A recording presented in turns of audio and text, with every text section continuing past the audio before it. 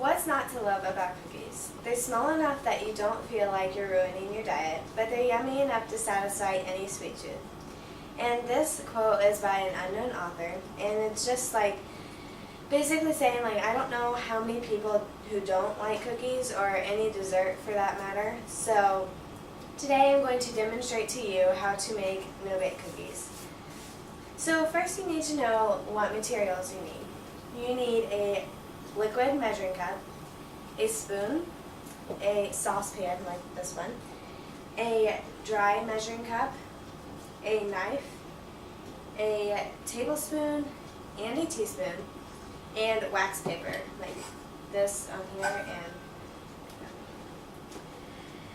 Okay, so just a few tips are that you never want to measure dry things in a liquid measuring cup because like the measurements are a little different and it can alter like the outcome of whatever it is you're making.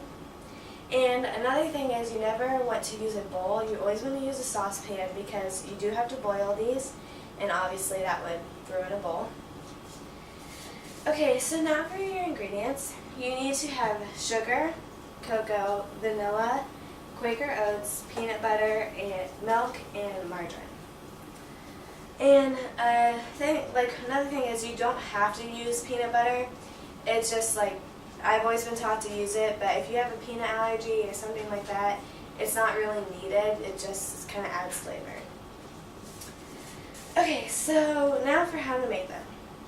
First, you're going to take your saucepan and you're going to add 2 cups of sugar. And like I said, you want to use your dry measuring cup. So you're just going to add 2 full cups.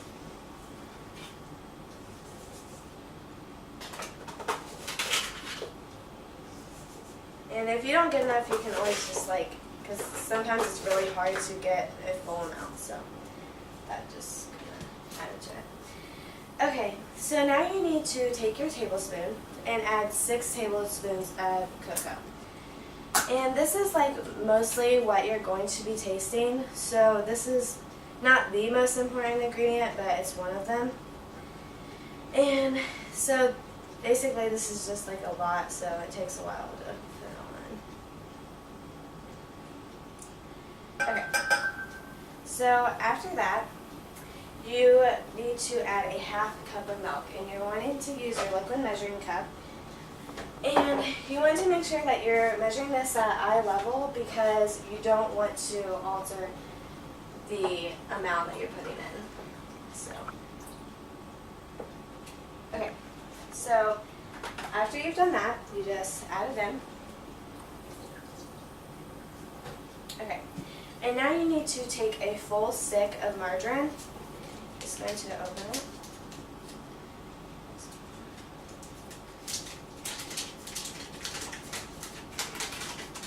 And you're going to add all of it in. Okay, so now you need to take your saucepan over to the stove, and you're going to turn it on to medium. And then you're going to want to take your spoon, and you're basically just going to stir this for about 15 minutes or just until it boils.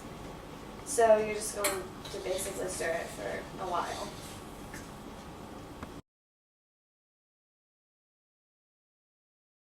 Okay, so after you've stirred it for about 15 minutes, or basically until it boils, you need to take it off of the hot surface and set it on a cooling pad.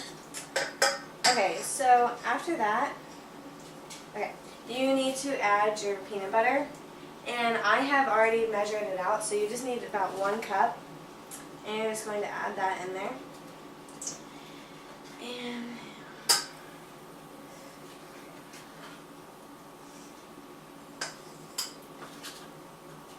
And like I said before, you don't have to add the peanut butter, so if you don't want to include this step, especially if you have a peanut allergy or something like that, you don't have to add peanut butter. So this is just basically if you want to. Okay, so after you've gotten pretty much all the peanut butter out, you can use the same measuring cup, and you're going to take the Quaker Oats, and you're going to add about 3 cups. And this doesn't have to be like perfect or like exactly level. You're just going to like add 3 cups in. And you need to do this pretty quick because you don't want this to start to harden inside the pan. So you're just going to kind of go quick. And here's the last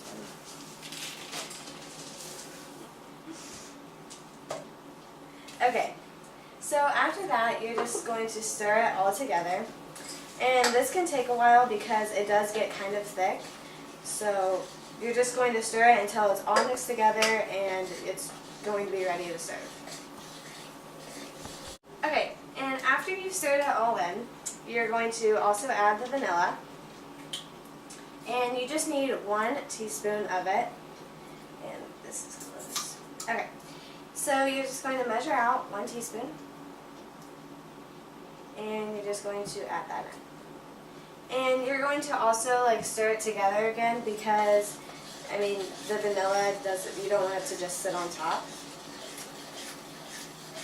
Okay, so you just basically just going to stir this all together.